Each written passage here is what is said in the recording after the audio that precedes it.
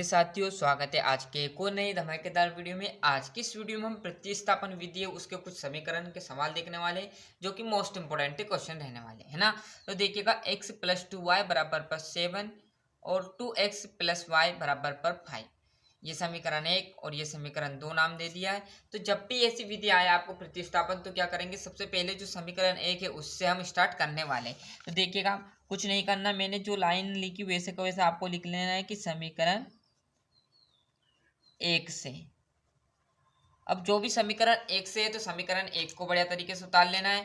तो जैसे आप समीकरण 1 उतारोगे तो समीकरण 1 आपका लिखा हुआ है क्या है, x प्लस 2y बराबर पर 7।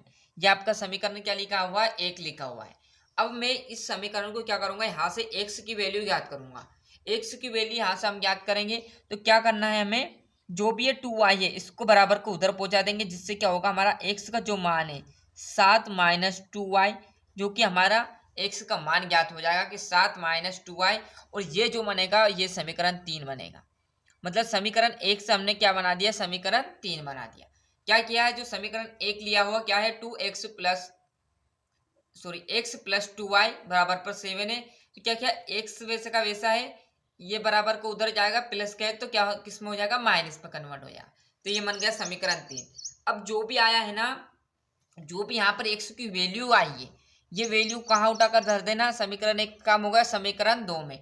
तो बस लाइन में एक सिंपल से लिख देता हूं कि x का मान समीकरण 2 में रखने पर, मतलब जहां भी समीकरण 2 में रखने पर, जहां भी समीकरण 2 में आपको x दिख रहा है, वहां पर कहाँ x की जगह क्या वैल्यू आ जाएगी, 7 माइनस 2y। क्लियर है, तो रख दो भैया। क्या है आपका समीकरण 2, 2x। क्लियर है, 2x प्लस वाई बराबर पर 5। अब मैं यहाँ से 2 वैसा का वैसा क्या लिख दूंगा, x की जगह 7 माइनस 2y और प्लस का y वैसे का वैसा बराबर पर 5, जिससे क्या होगा, हमारा x का मान और y का मान ज्ञात करना रहेगा, वो साथियों निकल के आ जाएगा। मैंने क्या किया, एक और बार समझा रहा हूँ, कुछ नहीं किया। दो समीकरण आपके पास दे रहेंगे, सबसे पहले समीकरण से आपका मान ज्ञात कर लेना, जिससे समीकरण 3 आपको बनाने लेना। इसी प्रकार बनेगा हर उसमें। समीकरण 3 बनने के बाद जो भी समीकरण 3 बनेगा उसको उठाकर समीकरण 2 में फिट कर देना है, x की जगह। ये क्लियर, और यहाँ से हमारा जो मान है वो निकल के आ जाएगा। देखिएगा, इसका इसमें गुना करेंगे तो कितना आ जाएगा, 7 दूनी 14 माइनस 2 दूनी 4y प्लस y तो वैसे का वैसा और बराबर 5 मतलब 5। क्लियर है। अब देखो, यहाँ पर आपका 14 है, संख्या है, तो संख्या को हम उधर पहुंचा देंगे, क्योंकि हमें यहाँ से y की वैल्यू मतलब ज्ञात करना है, मान। क्लियर है, 4 है और ये आपका -4 है और प्लस 1 है y में, तो घटेगा तो माइनस के कितने बचेंगे, 3y बराबर 5 वैसे का वैसा। ये प्लस है, बराबर के इधर किस में चला जाएगा, माइनस में 14 आ जाएगा। तो यहाँ से जो मान निकल के आएगा वो y का आपका क्लियर मान निकल के आ जाएगा। क्या है, 5 में से 14 तो नहीं जाएगा, 14 में से 5 जाएगा, पर बड़ी संख्या किसकी है, माइनस की, तो कितना बचेगा, 9। ये माइनस से माइनस कैंसिल कर देना, y का जो मान निकल के आएगा 9, और ये दोनों संख्या गुना में, तो बराबर को उधर जाएगी तो किस में हो जाएगी, भाग में। क्लियर है, तो ये तो y से देखिएगा, y का मान जो वैल्यू निकल के आई है, 3 एकम 3, 3 दूनी 6, 3 त्रिया 9। क्लियर, जो y का मान निकल के आया है वो 9 निकल के आ गया। कुछ नहीं किया, समीकरण 1 बनाया था, समीकरण 1 से क्या कर दिया हमने, यहाँ से x बराबर पर 7 माइनस वाई रख लिया। x का मान उठाकर कहाँ रख दिया, समीकरण 2 में। ये जहाँ x है वहाँ ये वैल्यू हमने पुट कर दी, बस जिससे कारण हल करेंगे तो आपका y का मान आ जाएगा। अब जो y का मान आया है उसको समीकरण 2 भी हो गया, 1 भी हो गया, अब समीकरण 3 की बारी। तो बस जहां पर आपको क्या दिख रहा है, y दिख रही है, वहां पर क्या कर देंगे, y का मान धर देंगे, जो कि हमारा निकल के आएगा 3, जिससे कि x की वैल्यू हमें निकल कर आ जाएगी। क्लियर है, तो यहाँ पर इस पेज पर मैं लाइन लिख देता हूँ मस्त तरीके से। क्या है कि y का मान समीकरण 3 में, क्योंकि हमने समीकरण 1 लिया, फिर x का मान कहाँ रखा, समीकरण 2 में, अब y का मान समीकरण 3 में रखने पर, समीकरण 3 में रखने पर।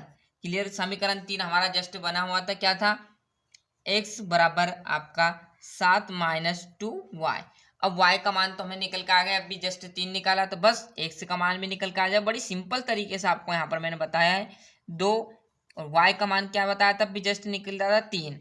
तो x बराबर पर 7 और माइनस का कितना आ जाएगा 6, जिससे कि x बराबर पर जो मान निकल के आ जाएगा वो आपका 1 आ जाएगा। क्लियर है, आया समझ में सभी विद्यार्थियों को। तो आपका जो x की वैल्यू वो भी निकल के आ गई, y की वैल्यू भी निकल के आ गई। तो अतः लाइन लिख देना है कि अतः x बराबर पर, यहाँ पर लाइन आपको जस्ट लिखना जरूर है। ये लाइन क्या है कि अतः x बराबर पर 1 एवं या और y बराबर पर आपका 3 है आंसर। बस ये आपको कर देना। क्लियर है, तो बढ़िया तरीके से आप यहाँ से इस पेज पे अच्छे से स्क्रीनशॉट ले लीजिए। यहाँ से है ना, प्रतिस्थापन विधि, ये सिंपल क्वेश्चन था, कोई दिक्कत नहीं आएगी आपको करने में। कुछ नहीं किया, समीकरण 1 उतार लिया, जिससे x बराबर पर हमने ले गए उधर, तो समीकरण 3 बना लिया। जो भी यहाँ पर मान आया समीकरण 3 का उठाकर कहाँ रख दिया, समीकरण 2, क्योंकि समीकरण 1 हमने पहले ले लिया था। समीकरण 2 में जहाँ x से वहां पर 7 - 2y को धर दिया, जिससे कि हमारा पूरा का पूरा जो y का मान है वो निकल के आ गया। अब y के मान ज्ञात करने के लिए पहले समीकरण 1 लिया था, फिर समीकरण 2। अब किसकी बारी, y का मान कहाँ उठा कर दो, 2। समीकरण 3 में जहां y दिख रहा है वहां पर y का मान धर दो, जिससे x का मान निकल के आ जाएगा इस पेज पर ही। क्लियर है, हो जाएगा। सिंपल क्वेश्चन रहेंगे, ऐसे आप प्रतिस्थापन विधि के हजारों सवाल कर सकते हैं इसी स्टेप द्वारा। तो क्लियर, मिलते हैं इसके नेक्स्ट वीडियो में। आज के लिए इतना ही, और अभी तक आपने चैनल को सब्सक्राइब नहीं किया है तो फटाफट चैनल को सब्सक्राइब कर लेना, साथ ही साथ नोटिफिकेशन ऑन करते चलिएगा। मिलते हैं इसके नेक्स्ट वीडियो में, आज के लिए इतना ही। वंदे मातरम।